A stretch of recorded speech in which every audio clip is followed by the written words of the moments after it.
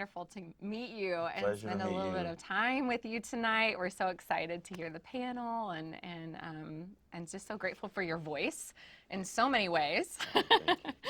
Thank you. But I would love to hear your thoughts about this idea of at Together LA, we're all about how do we love and serve the city of Los Angeles well with all of its beauty and all of its brokenness. And so I would love to hear your thoughts as a creative. How do you see yourself fitting into that narrative of serving and loving the city through your vocation, which is performing and singing and, you know? For starters, for me, it's not so much secular and sacred. Yeah. It's just my commitment to Christ and living, Lord willing, in the reality and the transparency of that. Being all things to all people, but being first and foremost true to Him, so that I'm not feeling like I'm compromising myself to fit in, but yet loving people as I would want to be loved. So not dividing it up in any way. I'm broken. We are all broken, as you said. So living in the truth of that and the power that I am still and greatly loved by the living God. So with that, I love LA. If I can be true to God and true to my calling, not even as an artist, not even only as a man, but just as a human being true to what God is calling me to be, then I think I will love the city well. I will love me well. I will love God well, right? So It's not a divided thing. It's all encompassing. I think the older you get, you realize there is no secular sacred. Right. It's just living honestly and authentically and truthfully before the living God. So doing that, you don't censor yourself. You make errors, you make bad calls, say forgive me, and you keep stepping. But I try not to live by looking at myself. I look at to whom I serve and know that He loves me in spite of me and living in that reality. It's interesting. I have been reading this amazing book on vocation by a guy named Parker Palmer, and this quote from this book that stuck with me, and I think that you have expressed that so beautifully here, is he talks about calling, and he talks about true calling is really just expressing our own authentic selfhood, regardless as to whether or not it fits into what somebody else's ideals of us should or shouldn't be. It's just our calling is really just to be who God made us to be. Exactly. Authentically ourselves. Exactly. And you see that as how you would serve the city. How would that play out sort of practically for you? Good question. I think as believers, as followers of Christ, I can look at myself, as I said earlier, of judging myself.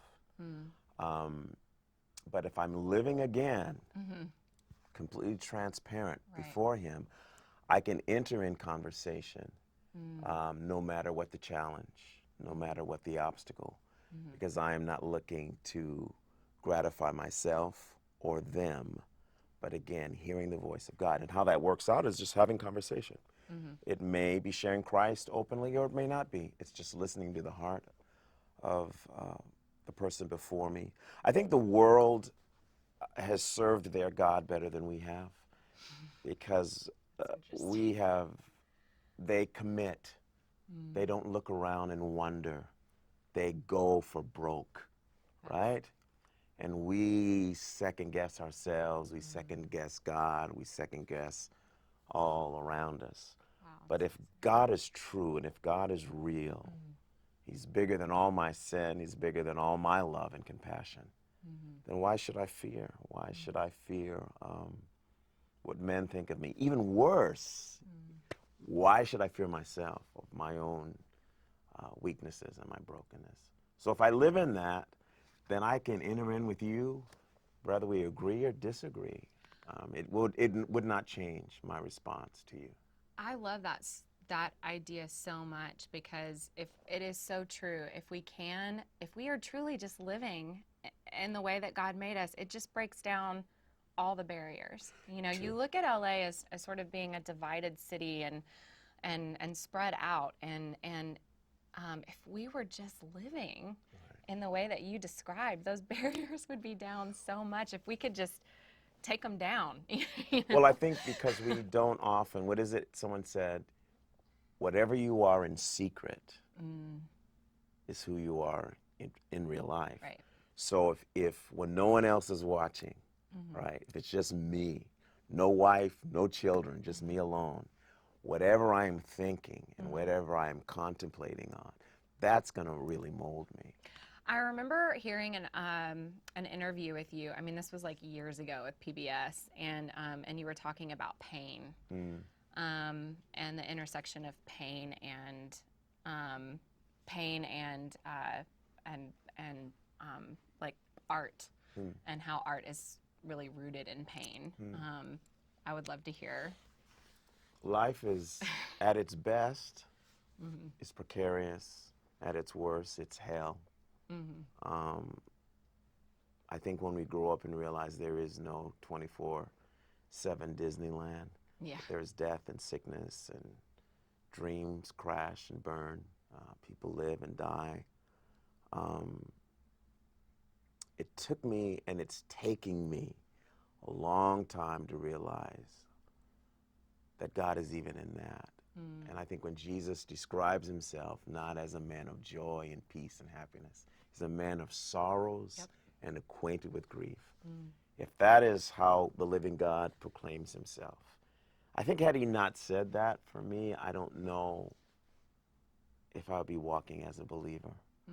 Because if that's not taken into consideration, that life is painful, excruciatingly so, and if he had not gave himself that moniker, that I am a man of sorrows, acquainted with grief, that gives me the peace and the joy to know that living is that.